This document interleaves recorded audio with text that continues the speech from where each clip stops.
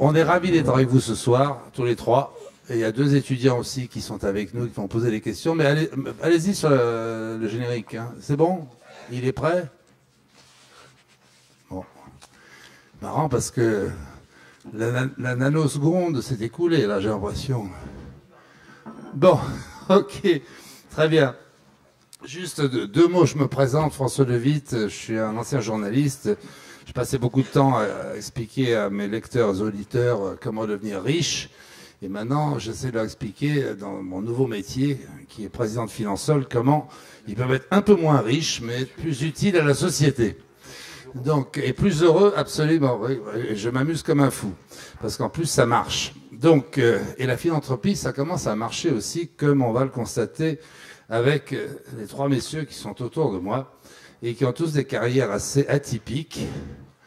François Lemarchand, il aurait pu planter des arbres au Brésil, il a commencé par vouloir faire ça, il aurait pu faire de l'aquaculture, on vient de le faire, non, je crois bien, hein. C'est dans ta bio en tout cas. Et en fait, il a été l'homme qui a lancé une activité qui marchait pas bien en France, qui s'appelait Pierre Import, vous vous en souvenez, c'était Emmanuel, hein, d'ailleurs, la pauvre Sylvia Christel est morte. Tu faisais les fauteuils Emmanuel, non, à Pierre Import, ça marchait très bien. Je lui dois beaucoup. Eh oui, tu lui dois beaucoup. Paix à son âme. Eh oui, eh bien, donc, tu as été très actif dans Pierre Import, et puis, bon, les choses sont un peu tassées. Les distributeurs sont venus se mêler de tout ça, tout le monde est venu travailler sur tes plates-bandes, et tu t'es mis à faire autre chose, Nature et Découverte, qui te correspondait tellement bien, des magasins. Donc, vous connaissez tous ces magasins, il y en a un peu partout, et c'est vrai que c'est une vraie merveille. Moi, j'avoue, à Noël, c'est un endroit, quand on ne sait pas donner comme cadeau de Noël, vous allez chez Nature et Découverte, vous en trouvez pour tous les âges, pour tous les sexes, pour les deux sexes, pour les petites filles, les petits garçons et les vieilles dames. C'est absolument formidable. Donc, mais tu es aussi un philanthrope, tu as créé une fondation quand même très originale, puisque il y a 10% de ton bénéfice qui va à la fondation, et tu nous expliqueras un peu ce qu'elle fait d'ailleurs, ça sera important. Et tu as aussi une fondation personnelle, donc il y a deux fondations. Merci en tout cas de t'impliquer dans la vie du monde de cette manière. Alors, à côté de moi, Francis Charon. Francis, il aurait pu être médecin. Tu étais médecin de laboratoire, c'est ça, d'analyse? Tu l'es? Anesthésiste, voilà. Bon, c'est un beau métier qui marche très bien. Mais bon, il a choisi un peu autre chose. Il est devenu président de Médecins sans frontières. Il a géré la boutique pendant longtemps. Et depuis 20 ans, il est président de la Fondation de France, qui est quand même la plus grosse. Directeur général, il n'est pas président, tu n'as pas le droit de l'être, c'est ça que tu veux dire. Oui, mais c'est toi qui tiens la boutique. Le président, c'est un banquier éminent, non? Qui c'est le président d'ailleurs? Philippe Lagayette. Très bien, j'étais à Ginette avec lui. Il était rabbin d'ailleurs. Ginette s'occupait du culte. Bon, il a un peu changé depuis. C'est pas grave. Donc, tu es depuis 20 ans à la Fondation de France et vous êtes extrêmement actif comme fondation abritante. Tu as écrit La philanthropie des entrepreneurs de solidarité, petit opus que j'ai ici. Et juste parce que ça vous intéresse, la Fondation de France a un observatoire qui a sorti au mois de septembre une étude tout à fait intéressante sur les philanthropes et sur les gens qui sont à la tête de fondations, leur profil psychologique. Il y a combien? Plusieurs centaines, je crois que vous avez étudié. Vas-y, tu as le droit de parler. C'est plus autour de la dizaine parce qu'ils sont difficiles à mettre en scène aujourd'hui, on en parlera tout à l'heure. Oui, ils sont un peu trop discrets, effectivement, ça c'est probable. Alors, en tout cas, à ma droite, j'ai Arnaud Poissonnier, Arnaud qui est fils de notaire, qui aurait pu être notaire lui-même, roubaisien, mais il aime bien porter cette barbe qu'on aime bien de 3 jours, là, ou peut-être de 5 jours. Non? Et après avoir été banquier, après avoir été chez Neuflis au BC, Merrill Lynch et tout, ben, il a été saisi un jour par le tsunami. Le tsunami a un peu changé ta vie, hein, j'ai bien compris. Et le tsunami a fait qu'il s'est embarqué dans une aventure assez extraordinaire avec Acted, qui est une ONG peu connue, qui est la seconde ONG de France, qui agit beaucoup dans des pays très mystérieux comme le Kirghizistan, le Tadjikistan et autres régions lointaines au fin fond de l'Asie, mais aussi dans d'autres régions, bien entendu. Et il a eu cette idée assez extraordinaire il y a quelques années de lancer une activité tout à fait nouvelle qui s'appelle Baby Loan, C'est que de l'anglais, ça d'ailleurs. Baby, B-A-B-Y, L-O-A-N. Donc, j'espère que vous connaissez tous Babyloan, qui vous en parlera, et qui est une activité qui marche très bien. Et en même temps, quand même, il a besoin de joindre les deux bouts. Tu fais du family office, c'est-à-dire tu gères un peu d'argent. Tu faisais, là, tu n'as plus le temps maintenant. Bref, j'ajoute que Arnaud est un adhérent de Finansol, dont je suis enchanté. C'est philanthropique, mais c'est aussi une activité, je dirais, financière. Et on a un tas de questions qu'on va vous poser, messieurs, qui m'ont été même préparées, ce qui est une vraie merveille, mais il faut que je les retrouve. La première qui est facile, c'est où en est la philanthropie aujourd'hui en France? Et justement, pour savoir si on peut répondre à la question, quel projet social pour la philanthropie? Alors j'aimerais bien quand même que Francis Charon nous fasse un petit peu l'état des lieux. Bonjour. D'abord, la philanthropie, c'est un terme qu'on utilise aujourd'hui, mais il y a 5 ans, 4 ans, on n'aurait probablement pas fait un colloque sur la philanthropie, parce que c'est un mot qui vient de l'américain, du moins c'est un mot qui vient de l'américain dans la pratique, hein, pas dans l'étymologie, dans la pratique, et en fait, la philanthropie, c'est de donner pour l'intérêt général, quelle que soit l'origine du don, ça peut être un particulier, une entreprise. Donc cette philanthropie, on a vraiment travaillé à imposer ce mot parce qu'il y avait la générosité, il y a le mécénat, il y a l'engagement, il y avait toutes sortes de choses, et on a essayé de résumer comme ça. Alors, la philanthropie, elle se développe en France, il faut le savoir, c'est quelque chose d'important. Ça se développe parce que de plus en plus de gens sont intéressés à investir, à donner de l'argent pour des causes d'intérêt général. Alors, derrière la philanthropie, il y a des philanthropes. Les philanthropes, qu'est-ce que c'est? On en verra, bon, j'en ai un à gauche, c'est des gens qui expriment bien ce qu'ils font, c'est-à-dire que c'est des gens qui ont un engagement individuel. Ici, on est dans le sommet, si j'ose dire, du partage, et l'engagement, c'est le partage. Et c'est pas le partage à découper un gâteau en 6 parts au lieu de 4, c'est d'apporter dans ce partage une valeur ajoutée, qui est une valeur ajoutée sociétale, humaine, qui permet vraiment de revenir sur des valeurs qui sont des valeurs collectives. Et aujourd'hui, on sent bien que la valeur collective est une valeur en baisse, alors que la philanthropie peut entraîner des valeurs collectives. Alors je crois que ça, c'est très important. Elle s'est bien développée depuis la loi Yagon de 2003, parce qu'il y a eu une fiscalité aujourd'hui qui est une des meilleures du monde et qui est très attractive. On en reparlera. Mais comment on arrive à faire évoluer la philanthropie? Je crois que c'est quelque chose qui, comme tout acte social, il lui faut du temps pour se développer et du temps pour apparaître aux yeux des gens. Parce que des philanthropes, il y en a depuis toujours. Comment vous passer d'un acte individuel à un acte collectif? Comment vous décrivez un certain nombre de valeurs où un groupe de gens se retrouve? Comment le fait de donner, finalement, vous donne une capacité d'intervention, et ce groupe vous donne une appartenance. Donc c'est ce qu'on essaye de faire. Alors il y a eu un petit coup de main avec l'effet Bill Gates, qui a bien montré qu'on pouvait mettre une partie de son argent parce qu'il lui en restait, et donc il faut de l'argent qui reste déjà pour le donner.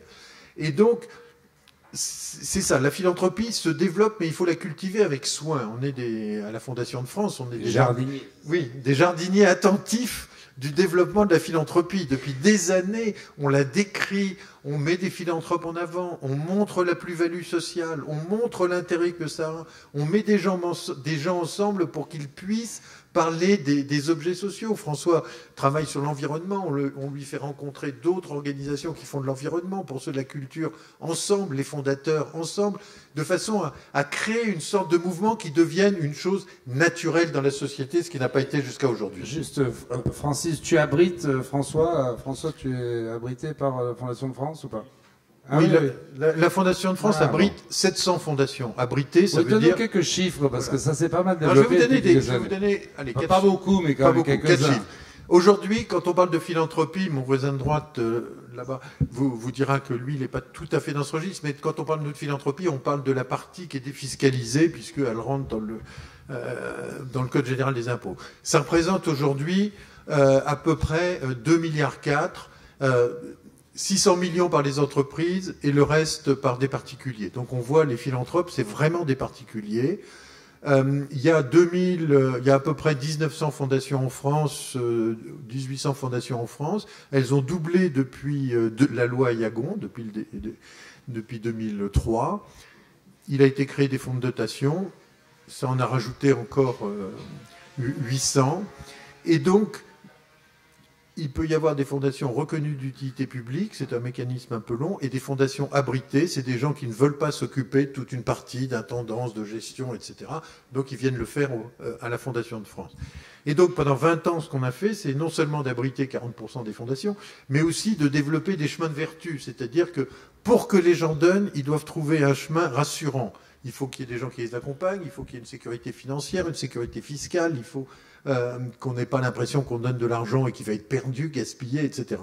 Donc vous voyez, tout ça est un travail qui est un travail long, qu'on fait avec beaucoup de collègues, aussi d'autres fondations, c'est un travail collectif, et c'est vraiment quelque chose, mais que tu connais bien, puisque tu l'avais décrit il y a quelques années, c'était pauvré, et maintenant ce n'est plus pauvré. Il y a un vrai engagement qui se développe. Alors on parlera de nos voisins et tout ça ultérieurement, mais regardez bien ce mouvement, c'est quelque chose, à mon avis, qui est absolument inarrêtable aujourd'hui, sauf pour des raisons fiscales, si tout d'un coup il y a un coup de braquet, mais on parlera du crack philanthropique plus tard. Mais c'est un vrai mouvement, parce que c'est un mouvement de valeur, c'est un mouvement de sens, c'est un mouvement d'engagement individuel. Les gens qui font de la philanthropie, c'est des gens qui le font avec leur cœur, leur âme, leur tripes, ils ont envie que ça réussisse et que ça marche. Voilà. Bon, mais écoute, c'est sympathique ça. Mais ceci dit, bon, moi je suis un peu un agitateur, donc en tant qu'ancien journaliste, on me dit quoi, il y a 1000 fondations en France ou 1500, j'en sais rien. On me dit il y en a 20 000 en Allemagne, je parle pas des États-Unis. Et combien 85 000, il me dit, 85 000, vous vous rendez compte? Nos voisins allemands, il faut un peu plus de compétitivité de fondations en France que par rapport aux Allemands. Et puis non, surtout, je dirais, il n'y a pas encore assez d'hommes connus, et François Lemarchand est un homme connu, qui disent je lance une fondation, on a besoin de locomotives, non monsieur, je ne parle pas de Buffett et de Gates et de compagnie, hein, mais quelques locomotives, ça ferait du bien. Je ne sais pas ce qu'il en pense, François. Est-ce qu'il ne se sent pas un peu seul de temps en temps? D'abord, est-ce que tu peux nous dire un peu ce que tu fais? Qu'est-ce que je fais? Tu l'as dit tout à l'heure, j'ai créé 2 fondations. Une première fondation au moment où on a créé Nature et Découverte, parce que pour nous, c'était tout à fait naturel qu'une entreprise ait un sens pour la société. C'est-à-dire qu'on ne peut pas uniquement créer des entreprises pour gagner le maximum d'argent ou même créer des emplois. Ça va beaucoup plus loin que ça. Je veux dire que les gens aujourd'hui, les nouvelles générations, cherchent un but qui va les tirer vers le haut, qui va servir la société.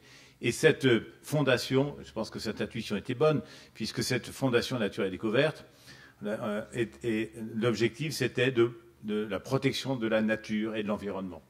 Donc depuis qu'elle existe, il y a 10% des bénéfices de Nature et Découverte qui sont partis dans cette fondation. Et on a financé 1500 projets en France, etc. Bon, mais c'est surtout ce qui est intéressant, c'est que aujourd'hui, le bien le plus cher de tous les gens qui travaillent dans cette entreprise et de nos fournisseurs aussi, et maintenant de plus en plus de nos clients, c'est la fondation. Il y a un attachement à cette fondation comme outil au service de la société qui est formidable. Ils aiment beaucoup notre entreprise, ils aiment travailler dans cette entreprise parce qu'on donne un sens à leur travail. Et ils peuvent s'engager vis-à-vis de nous. Des exemples, il y en a plein aujourd'hui, regardez autour de vous. Alors tu parles, parce que je voulais parler des courants faibles, parce qu'il faut travailler sur le courant faible. C'est pour ça que je pense le mécénat, les fondations vont se développer d'une façon considérable. Je crois que tout le monde enrage aujourd'hui d'entendre dire tout va mal, tout se déglingue, il y a de la misère partout, l'environnement ça va pas, on se bat la coulpe en permanence en France sur tout ce qui va mal. Et les gens sont persuadés qu'ils ne peuvent rien faire. Et je pense que c'est ces entreprises que nous sommes, qui sont des merveilleuses machines, des merveilleuses organisations pour créer de la richesse et pour mettre ensemble des groupes de gens pour entreprendre, eh bien, on a la possibilité on peut leur donner les outils à tous les gens de l'entreprise de faire quelque chose localement autour d'eux. Et comme diraient les Américains, l'empowerment. Vous savez, on donne du pouvoir, donner du pouvoir à notre personnel de faire quelque chose autour d'eux pour améliorer la société, c'est quelque chose de très puissant et qui va aller en s'amplifiant. Parce que c'est véritablement une demande de la société. Et j'ajouterais que, en fait, nous sommes passés, dans les 10-15 dernières années, d'une société extrêmement individualiste, nombriliste, moi d'abord, et de plus en plus, nous allons vers une société du devoir. Et c'est un mot qu'on va entendre de plus en plus. Les entrepreneurs. Et parfois, je m'amuse parce que je le dis, j'essaie de temps en temps, il y a ce grand débat sur les riches aujourd'hui. Mais qu'est-ce que c'est qu'un riche? C'est un entrepreneur. C'est un entrepreneur qui a réussi. Eh bien, il réutilise cet argent. Alors, c'est pas tout le monde, bien entendu. Mais beaucoup d'entrepreneurs, en fait, ils ont eu un rêve. Ils ont voulu accomplir leur rêve. Ils ont mis des gens ensemble et leur rêve a réussi. Et comme ce rêve était quelque chose qui répondait aux attentes de la société, eh bien, la société au sens large, leur a donné donc des résultats et des bénéfices. Mais après, que fait-on de cet argent? Eh bien, c'est là que les entrepreneurs restent les entrepreneurs. Ils veulent utiliser cet argent pour régler un certain nombre de problèmes de la société parce qu'ils font partie de cette société. Et il n'y a pas de problème, il y a tout ce qu'il faut, mon cher Francis, tu le sais quelque chose, il y a tout ce qu'il faut aujourd'hui pour satisfaire le désir d'entrepreneuriat de ces équipes, tant pour l'exclusion sociale, ou bien l'environnement, ou bien... Enfin, il y a des quantités industrielles, et tous les jours, il y a des problèmes nouveaux.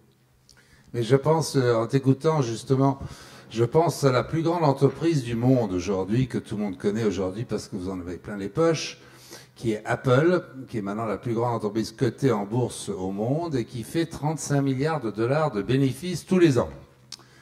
Eh bien, je pense que cette entreprise qui ne rémunère pas ses actionnaires, qui ne distribue pas de dividendes, imaginez que 10% qu'elle fasse comme François Lemarchand, qu'elle mette 10% de son bénéfice net au service de la collectivité, au service de causes qui sont intéressantes et peut-être d'ailleurs pour les travailleurs chinois qui malheureusement sont bien exploités chez Foxconn qui fournit le matériel Apple.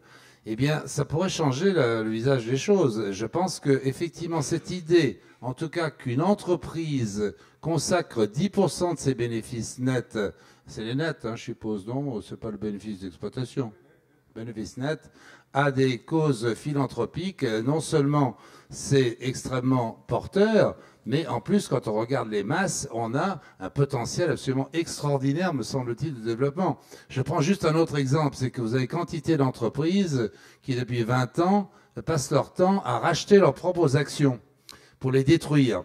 D'ailleurs, et on vous dit, oui, c'est le meilleur moyen d'utiliser notre argent. En fait, c'est fait pour que la valeur de l'entreprise, actionnariellement parlant, augmente. Ça marche pas très bien, d'ailleurs, depuis quelque temps.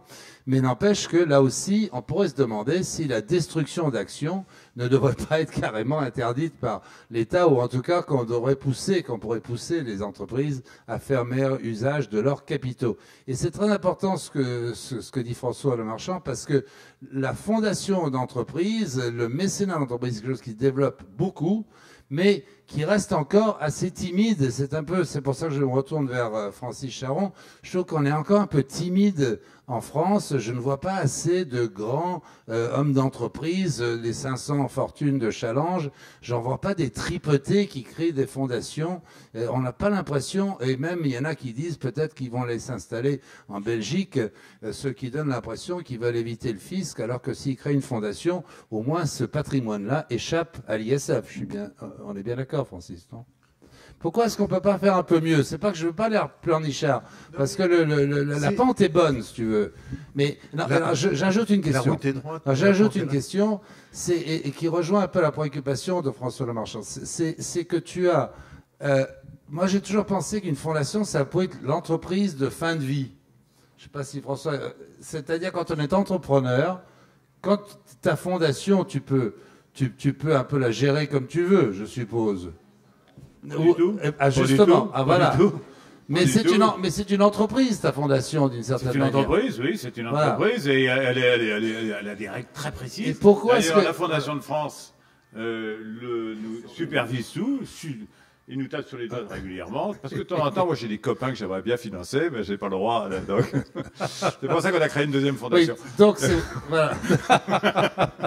mais Francis, justement, comment est-ce qu'on peut inciter des grands patrons, je vais pas donner de nom, mais que tout le monde connaît, qui ont très bien réussi, qui ont eu beaucoup de stock options, à créer des fondations pour prolonger, si je puis dire, leur réputation, leur talent d'entrepreneur ou de manager?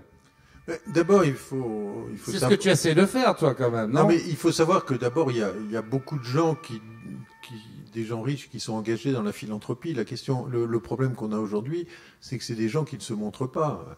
Monsieur Arnaud, Monsieur Pinault, ces gens-là, Monsieur Berger, qui fait des choses absolument formidables, Berger, mais il dit pas ce qu'il fait parce qu'il veut rester discret. Donc on n'a pas une culture de la démonstration de la philanthropie. Donc c'est pour ça que tout à l'heure je parlais du développement de cette culture qui doit nous irriguer. Aujourd'hui on en parle beaucoup plus, alors qu'il y a 10 ans on n'en parlait pas, il y a 5 ans un peu plus. Dans 5 ans ça sera une chose naturelle, et les gens, s'il y a un collectif de gens qui se montent, les gens se montreront de plus en plus et ça fera de l'exemple. Mais quand on prend la chose intéressante de Bill Gates qui fait...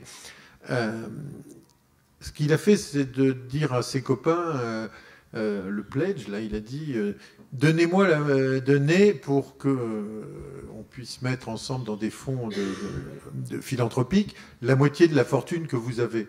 Parce qu'il y a un moment donné, il y a des fortunes, toi tu disais ça sert à rien d'être le plus riche du cimetière, mais il y a un moment donné où l'accumulation de fortune n'a plus tellement de sens, puisque, je sais pas ce que ça veut dire d'avoir 35 milliards, donc vous imaginez.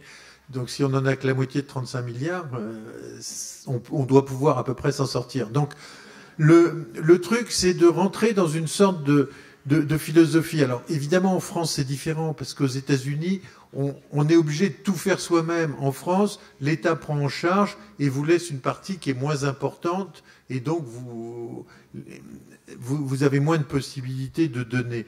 Mais je crois que en dehors de l'aspect purement argent, ce qu'a dit François tout à l'heure, c'est cette question de partage qui est important, c'est cette question de valeur et de rentrer dans quelque chose de collectif. Aujourd'hui, on s'aperçoit qu'il y a de plus en plus de problèmes qui sont dus à l'isolement, qui sont des problèmes qui sont dus au fait que on n'arrive plus à trouver des choses collectives qui donnent du sens, et ça en fait partie, et je crois que les fondateurs travaillent beaucoup là-dessus, mais on va y arriver.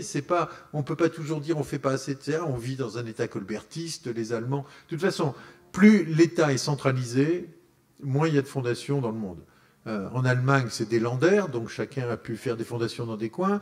Aux États-Unis, il n'y a pas d'État, donc si on voulait une université, si on voulait un hôpital, etc., il fallait que la communauté se regroupe et dise on va mettre de l'argent là-dedans.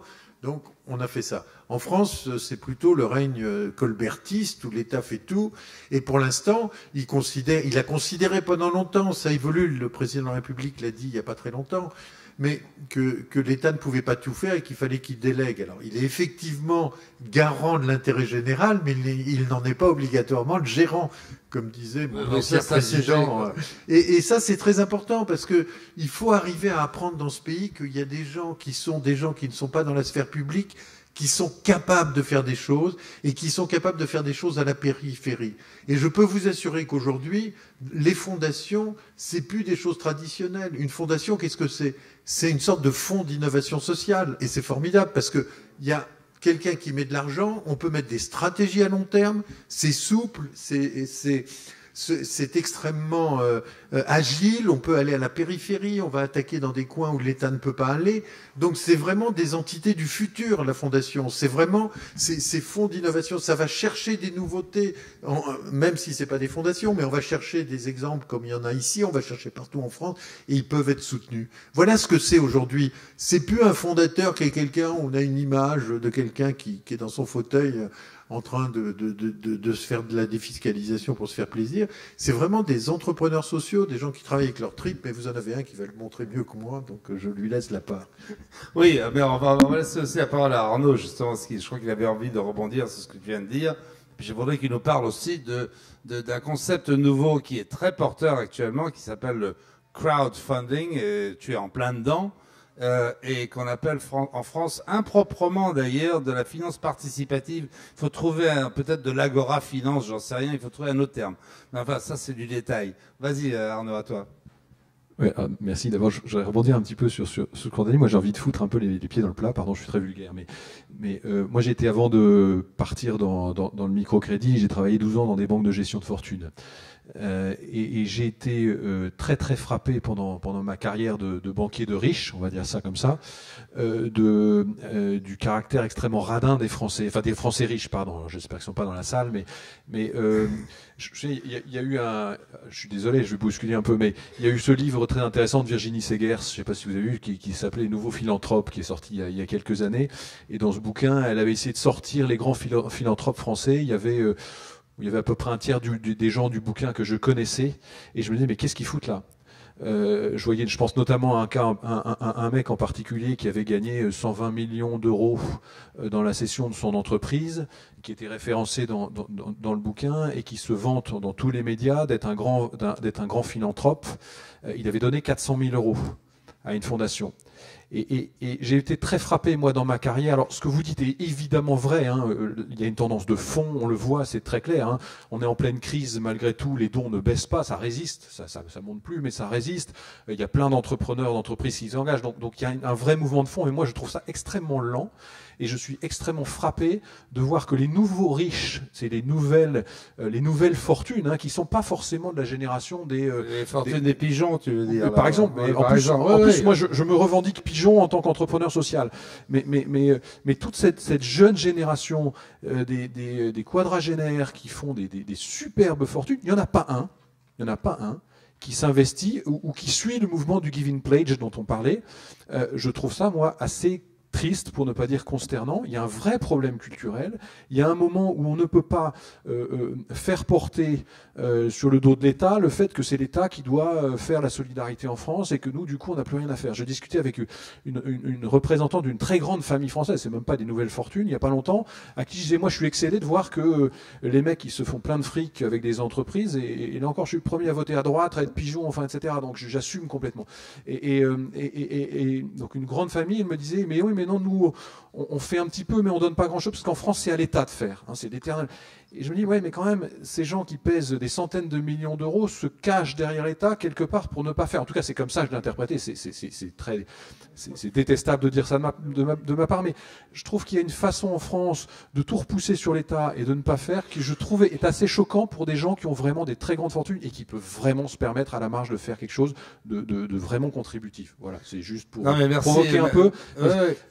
Attends, Francis. Le don est volontaire, donc il faut amener les gens volontairement à s'inscrire là-dedans. C'est-à-dire qu'ils doivent trouver le chemin qui les amène à ça. On ne va pas leur dire, on ne va pas faire un impôt obligatoire de mécénat. Je pense que entre le 75 et 95%, c'est ça, ou chose comme ça, on n'y arrivera pas, je pense.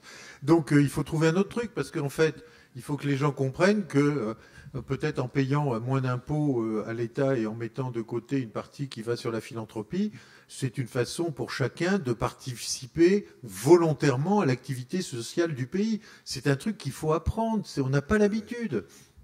François, c'est un sujet absolument fondamental. Merci beaucoup d'avoir mis les pieds dans le plat. Il faut qu'il y ait un consensus national sur ce qu'est le mécénat. Car je n'ai jamais entendu dire par un leader politique en France, vous, les entrepreneurs, vous les pigeons, vous les moutons, je sais pas, il y a tas de sujets. Ok, allez-y, gagnez de l'argent, mais vous avez un devoir. Vous avez un devoir vis-à-vis de la société, parce que vous avez des équipes, vous êtes bons, vous avez un savoir-faire, vous avez de l'argent, vous le mettez au service de la société. Je ne l'ai jamais entendu. Donc, la seule chose qu'on nous dit, on va peut-être nous augmenter aux impôts, avec des règlements fiscaux qui changent tout le temps. Vous ne pouvez pas avoir de philanthropie tant qu'il n'y a pas un message fort en nous disant on vous encourage et on vous en félicite. Et puis par sur le marché, et on ne va pas vous changer les règles du jeu fiscal tous les 3 jours. Parce qu'aujourd'hui, je ne suis pas d'accord, parce que sur les philanthropes qui sont extrêmement faibles en France, il y en a beaucoup. Moi, je connais beaucoup de chefs d'entreprise qui qui font du mécénat, ils font sans bruit. Pourquoi? Parce qu'aujourd'hui, en France, on a un problème sérieux avec l'argent. Donc, ils le font discrètement, mais il y en a beaucoup, beaucoup, beaucoup. Et j'en connais beaucoup personnellement. Oui, mais c'est qui se ressemble, s'assemble, si tu veux, parce que Arnaud, il en connaît moins. Moi, j'en connais pas les tripotés. Franchement, je connais beaucoup de monde. Alors donc, non, bah si, ça me préoccupe, ça me concerne. Donc, et je suis quand même, moi, je suis plutôt du côté des atterrés, quoi, comme toi. Oui, absolument. Mais non, ce que vient de dire François Lemarchand est fondamental parce que c'est effectivement, parce qu'on peut aller encore plus loin. On voit bien qu'on a un État français qui a jamais été pro-entreprise et jamais été pro-argent. Jamais. Hein, pas le général de Gaulle quand même. Mais bon, il n'était pas spécialement concerné par ça, puisqu'il disait que la politique de la France ne se faisait pas à la corbeille. Mais Georges Pompidou, bon, c'était pas, il avait été un homme d'argent, mais il n'a pas été vraiment comme président.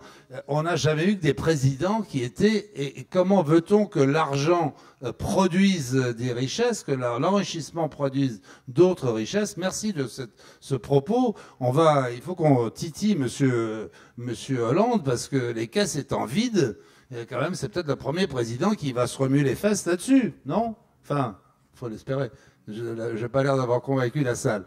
Bon, simplement, je voulais quand même qu'Arnaud ait l'occasion de vous parler d'une activité, parce que c'est très intéressant. Il y a un monsieur, j'ai oublié son nom malheureusement, qui vient d'écrire un bouquin sur la philanthropie aux États-Unis. Alors, on ne va pas faire des comparaisons. Francis a bien expliqué qu'effectivement, il y avait tellement de trous aux États-Unis, il y a tellement peu de gestion d'intérêt général qu'effectivement, la place a été prise dans les universités, dans les hôpitaux, par des philanthropes.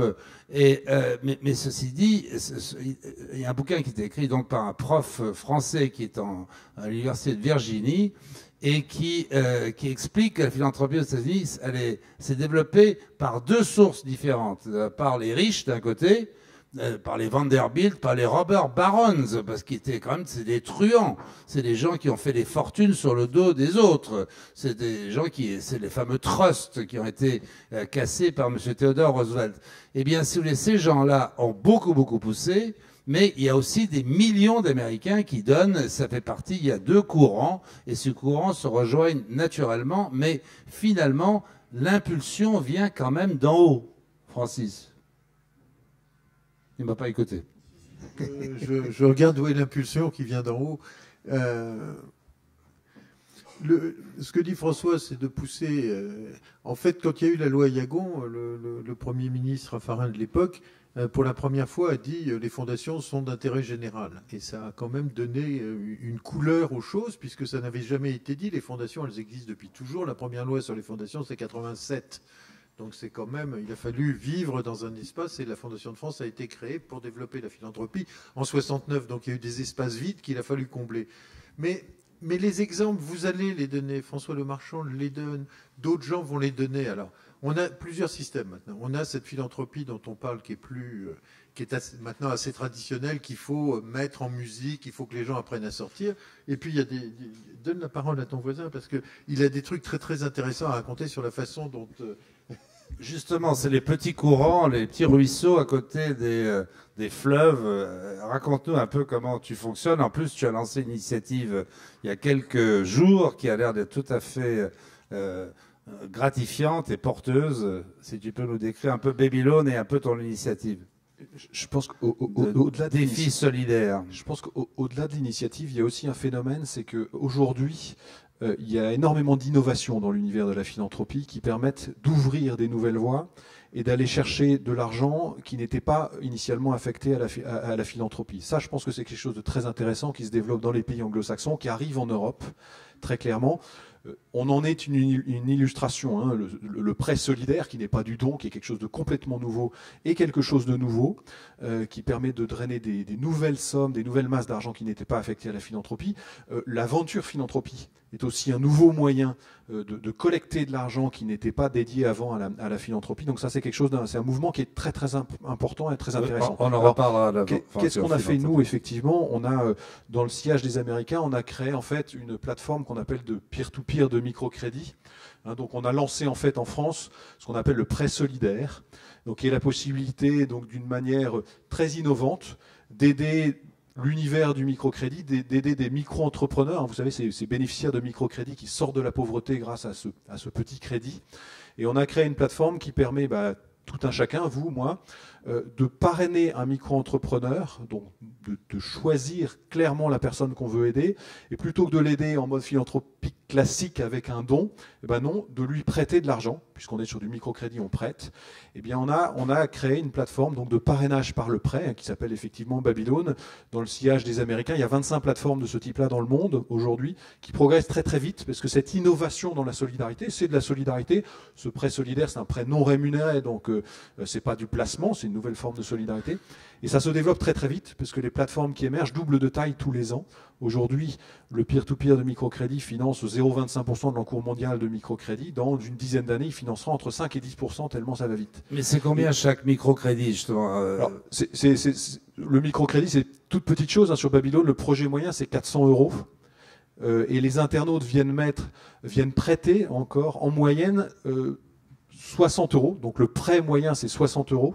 Et l'engagement moyen, l'investissement moyen dans Babylone, c'est 180 €. Actuellement, sur Babylone, il y a un prêt toutes les 2 minutes.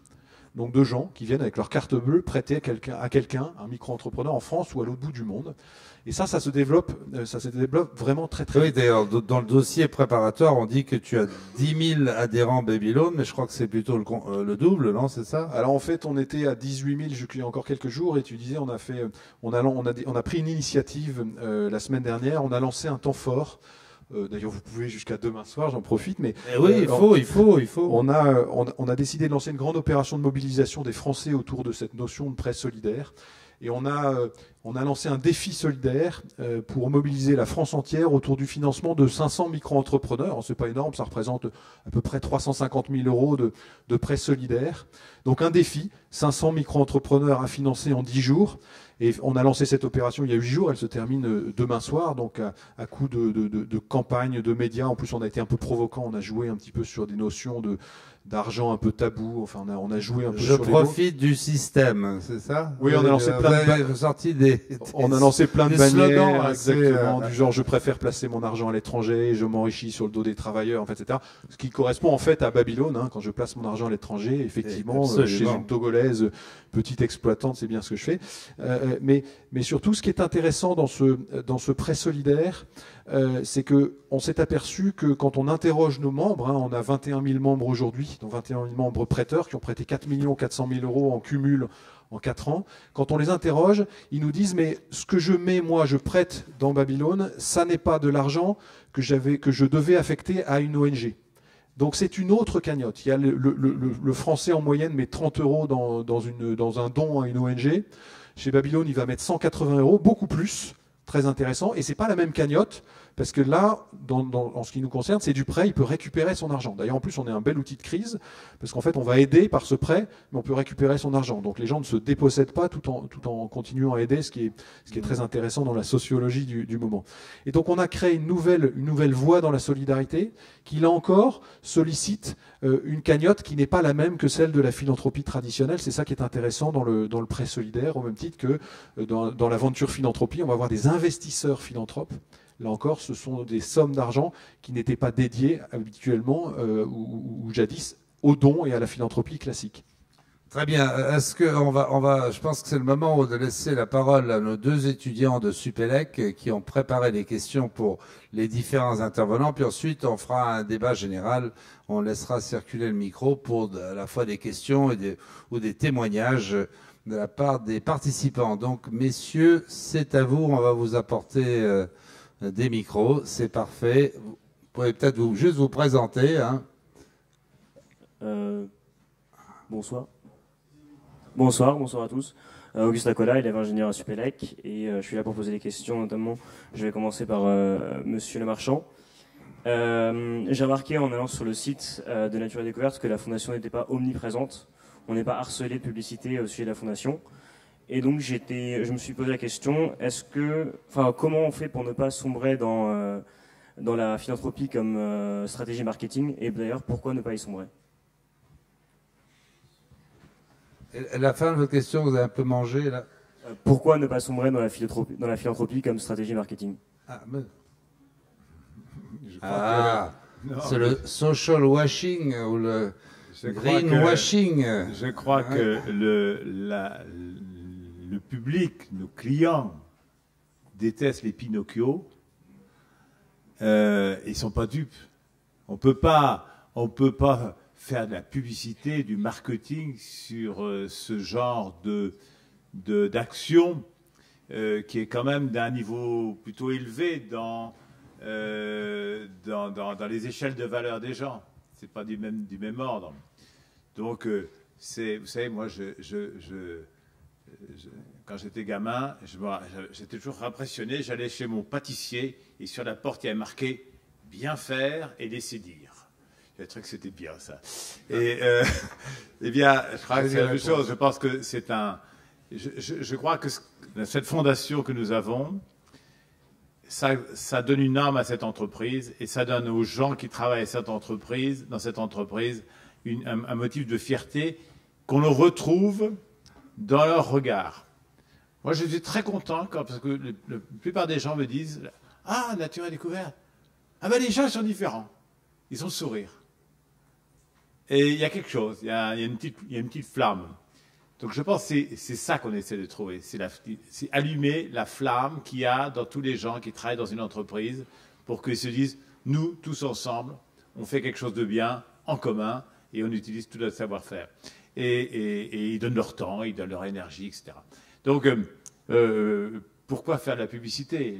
Ça ne sert à rien la publicité. Le résultat, on l'a atteint à partir du moment où on a touché le cœur des gens qui travaillent dans l'entreprise. Et également, et quand nos clients le savent, ils aiment bien quand ils le savent par hasard. Ils trouvent ça a encore plus de noblesse dans le geste. Voilà. Mais ils n'aimeraient pas du tout de trouver des grands placards de publicité en disant « Regardez, on est des bons, Non, ça, c'est horrible. Donc, voilà ma réponse. Mais tout ça, ce sont des facteurs d'union et de facteurs de solidarité à l'intérieur d'une entreprise et avec la société que nous servons et qui nous donne quand même ces ressources. Donc, créons des solidarités et les fondations, c'est un facteur pour créer des solidarités. Par contre, il faut informer sur la réalité de ce que l'on fait. Merci beaucoup. Je crois que c'est très important parce que la question est pas du tout est tout à fait pertinente. On se pose la question, est-ce qu'effectivement les entreprises ne font pas de la philanthropie pour justement se donner bonne conscience et pour améliorer leur image? Je crois, moi personnellement, que même si elles le font, c'est tant mieux. Oui, c'est ce que tu penses toi aussi. C'est toujours ça de prix. Donc je veux dire, je pense que et je pense que ce qui peut arriver à une entreprise, c'est de le faire et de voir à quel point ça a un impact positif en interne, comme François vient de nous le dire. Oui, Arnaud, tu voulais... Ça a aussi une vertu, moi je trouve, alors il faut communiquer intelligemment, évidemment, il ne faut pas frimer sur du 4x3 partout, parce qu'effectivement ça pourrait être un peu indécent. Mais le faire savoir malgré tout, je trouve ça utile. Je pense qu'il y a une entreprise qu'on a pas mal critiquée sur son engagement sociétal, à une époque, c'est Danone. Parce que Danone, justement, communique sur son engagement sociétal avec Danone Communities, avec tout ce qu'ils font dans l'entrepreneuriat social, etc. Au début, on a dit, mais quand même, Ribou, il se monte partout en expliquant que ça a eu une vertu incroyable. C'est que derrière, toutes les entreprises du CAC 40 se sont dit, merde, Ribou, il est en train d'investir dans le social business, il est en train de faire plein de choses, il faut qu'on s'y mette aussi. Et je trouve que la vertu de l'exemple est très forte. Quand des grandes entreprises s'engagent sur les sujets de la philanthropie, sur les sujets sociétaux, etc., qu'elles le montrent discrètement, avec modestie, mais qu'elles le montrent tout de même, parce que derrière, les autres suivent, se sentent obligés de suivre, surtout quand elles arrivent à associer la culture d'entreprise avec ce qu'elles font. D'un seul coup, leurs clients sont attirés par cette espèce de culture qui ressort de cette entreprise. Donc les autres, les concurrents, sont obligés de suivre. Et il y a 2 ans, Nestlé s'est emparé du sujet en se disant « Oh merde, Danone est en train de prendre des grandes longueurs d'avance sur les sujets sociétaux. Il faut qu'on s'y mette aussi. » Ils se mettent à investir également énormément sur ces sujets-là. Donc je pense que c'est pas complètement inutile malgré tout. Et puis en plus, quand on va chez Danone, on voit qu'il y a toute une équipe de gens qui sont complètement investis là-dedans. C'est quand même formidable. Toute l'entreprise est gagnée par cette culture d'engagement sociétal. Ah oui, je crois que c'est tout à fait important. Autre question, messieurs. Bonsoir, Clément Doumourou, donc aussi étudiant à Supélec. Pour rebondir sur la réponse que vous avez donnée, pourquoi avez-vous pensé pertinent d'agir socialement et sociétalement à travers votre social business plutôt qu'à travers une organisation ou une fondation? Ah oui, pourquoi tu as créé une entreprise, effectivement. C'est ça un peu votre idée, oui, c'est important. Il y a la raison officieuse et la raison officielle. Alors, la raison officieuse, c'est que j'ai pas eu le choix en fait. Au début, je voulais créer Babylone comme une ONG. Quand je suis allé chercher l'accord de la Banque de France m'a dit mais vous faites ça en société parce que les réglementations sur l'activité bancaire sont plus précises s'agissant de société que d'ONG. Donc du coup, on a fait une ONG et on s'est dit merde, comment on va faire? Faut justifier au grand public qu'on fait une entreprise commerciale. Moi, j'appelle ça une ECS, une entreprise commerciale sociale. C'est pas très joli, mais ça exprime bien ce que c'est. Comment on va justifier auprès du grand public qu'on fait une entreprise pour adresser une problématique purement sociale du microcrédit. Et en fait, on a créé cette entreprise au moment où commençaient à émerger les réflexions sur le social business, sur l'entrepreneuriat social en France. Donc ces entreprises qui s'emparent de sujets sociétaux et qui se structurent pour avoir une culture qui corresponde, pour avoir une structure qui corresponde à l'objet final qui est d'aider les autres, les plus démunis, etc. Et donc ces entreprises se structurent avec des statuts aménagés de manière à ce qu'on ait une lucrativité limitée, par exemple, que les bénéfices, s'il y en a, ne soient pas distribués aux actionnaires, qu'il y ait un encadrement des salaires pour que le dirigeant d'entreprise n'essaye pas de s'en mettre plein les poches, tous les salariés sont actionnaires, enfin, etc. Et donc, petit à petit, au gré de l'évolution de ces réflexions sur l'entrepreneuriat social, on a aménagé notre société pour qu'elle devienne effectivement une véritable ECS, une véritable entreprise sociale. Et on s'est dit, mais après tout, on se sent bien dans nos bottes avec ça, parce qu'il y a effectivement dans l'univers du sociétal, du social, de la philanthropie, il y a un certain nombre de sujets qui peuvent être développés, adressés par des entreprises commerciales. Aujourd'hui, il y a en France une trentaine d'entreprises comme la nôtre qui embrassent des sujets comme le microcrédit, comme la collecte de dons, comme l'assistance aux personnes malentendantes, etc., qui auraient dû et qui se seraient développés il y a une dizaine d'années sous forme d'associations et d'ONG et qui ont décidé de se développer comme société commerciale. Donc l'avantage de ce choix, c'est qu'on est actuellement dans une situation un peu délicate en France où il n'y a plus beaucoup d'argent dans les caisses de l'État et que donc aller chercher de la ressource publique pour développer une activité sociale ou d'utilité publique devient de plus en plus difficile. Le grand public, certes, la philanthropie privée, certes, grimpe, mais c'est très lent, on l'a dit. Et donc, créer une entreprise pour adresser un sujet sociétal a une vertu.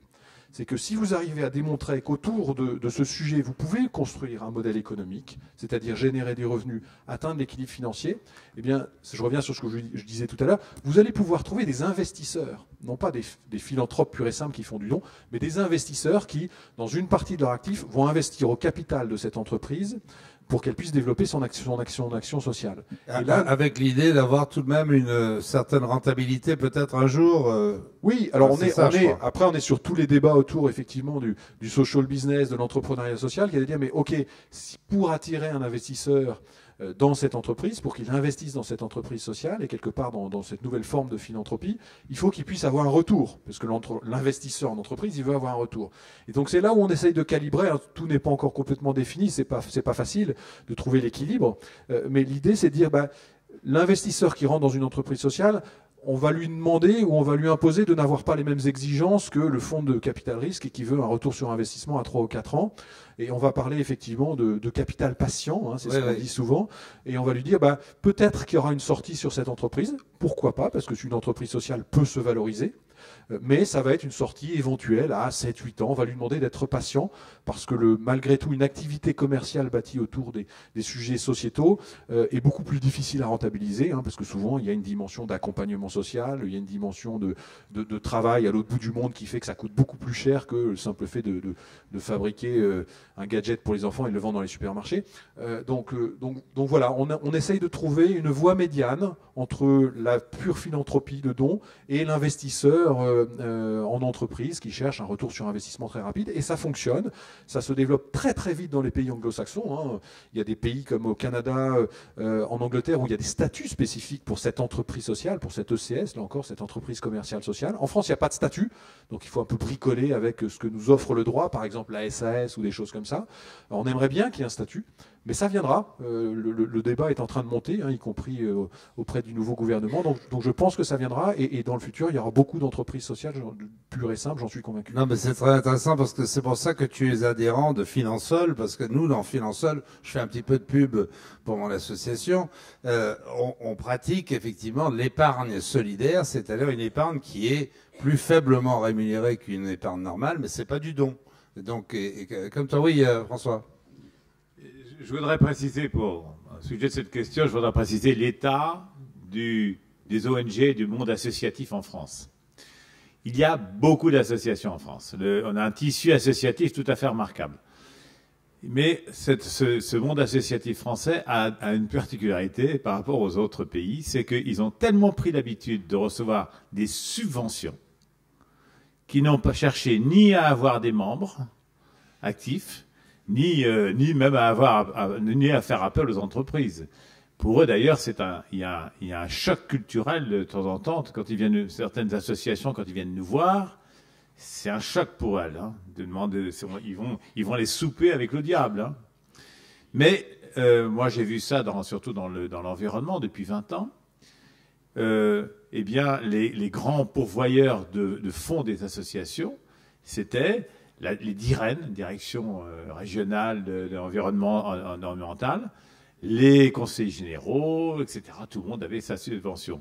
Et au fur et à mesure des années, je l'ai vu cet argent disparaître. Parce que l'État a donné cette habitude de dépendance, mais aujourd'hui est devenu totalement impécunieux. Et on n'a pas encore aujourd'hui le relais de la part des gens de s'encarter. C'est l'encartage. Je crois que ça date. Je vous expliquer que ça venait du passé des Français, qu'ils n'aiment pas être encartés. Parce que les Français sont extrêmement généreux, mais ne veulent pas être encartés. Donc ils donnent à des causes, tu en parles mieux que moi, Francis, mais ils donnent facilement à des causes d'intérêt général, à la Croix-Rouge, etc. Mais par contre, dans les associations, ils ne veulent pas donner leur nom. Donc on a des fondations, on a des associations extrêmement nombreuses en France, mais qui n'ont plus d'argent. Donc et pourtant, il faut qu'ils fassent et pourtant, elles sont d'une importance considérable parce qu'elles sont sur place, elles font des choses formidables sur place, très concrètes, mais il faut qu'elles passent disons, elles fassent ce saut culturel de dire, bon, ben maintenant, soyons efficaces, on peut aussi demander à des fondations d'entreprises de l'argent. Alors certaines savent très bien le faire et d'autres pas. Messieurs, c'est à vous. Question suivante. J'ai une question qui s'adresse plutôt à Monsieur Charon. Comment, et d'ailleurs, enfin, doit-on le faire, comment est-ce qu'on peut coordonner l'ensemble du tissu associatif français? Comment est-ce qu'on peut essayer de fédérer et optimiser l'efficacité des associations et des ONG? On ne peut pas. 1 600 000 associations, 70 000 créations l'année dernière, on ne sait pas combien de morts. On ne peut pas, parce que on a des questions de taille. Alors, il y a les grosses, elles s'organisent entre elles, mais les petites, il existe, comme François vient de le dire, beaucoup d'organisations qui sont des organisations au niveau de la rue, du pâté de maison, du quartier, qui tiennent le tissu social, mais leur espace, c'est un espace qui est un petit espace. Donc, en fait, aujourd'hui, les associations, elles ont beaucoup de difficultés, plus de subventions. On peut vivre sur 3 pieds dans les associations si on veut. On peut vivre avec des dons, on peut vivre avec des subventions et on peut vivre avec de la vente de services, de produits, de tout ça. Donc aujourd'hui, elles sont pas encore sur la vente de services. Elles perdent les subventions et collecter de l'argent. On rentre pas sur le marché de la collecte comme ça parce que c'est un marché très compliqué, très cher et difficile. Attendez, je bois.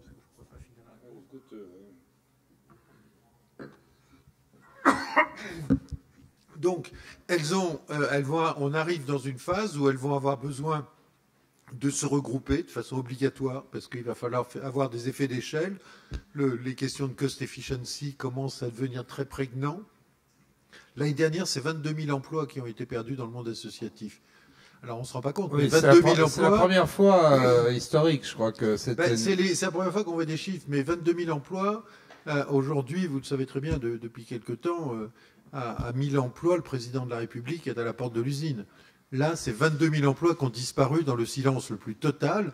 Alors, on va dire, c'est pas grave, c'est de la remodernisation, et c'est pas fini, ça va taper fort, mais...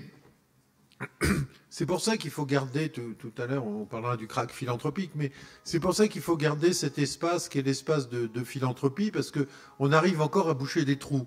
Mais pour faire des économies de fiscalité, on va être capable de vouloir gratter un peu sur la fiscalité, et on va encore perdre des dizaines de milliers d'emplois. Et malgré tout, il faudra bien que quelqu'un s'occupe de ces gens. Et l'autre jour je disais ça, et quelqu'un m'a répondu, ou pas s'en occuper. Donc c'est effectivement la dualité qui peut apparaître. Voilà. Donc, quant à l'organisation des associations, je n'ose même pas imaginer comment ça peut se faire, tellement c'est compliqué, parce qu'en plus, on a l'individualisme, les spécificités, tout ça.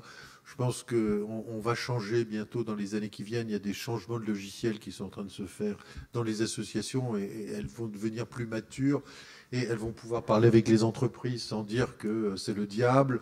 Elles vont pouvoir vendre des produits sans considérer qu'elles sont déshonorées, et on va trouver des nouveaux équilibres. De toute façon, on ne pourra pas continuer comme ça.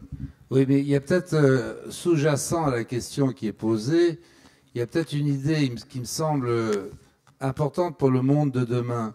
Le monde actuel est un monde qui est marqué par la concurrence. Et la concurrence a l'état de vertu, elle a aussi des effets induits qui peuvent être assez dévastateurs.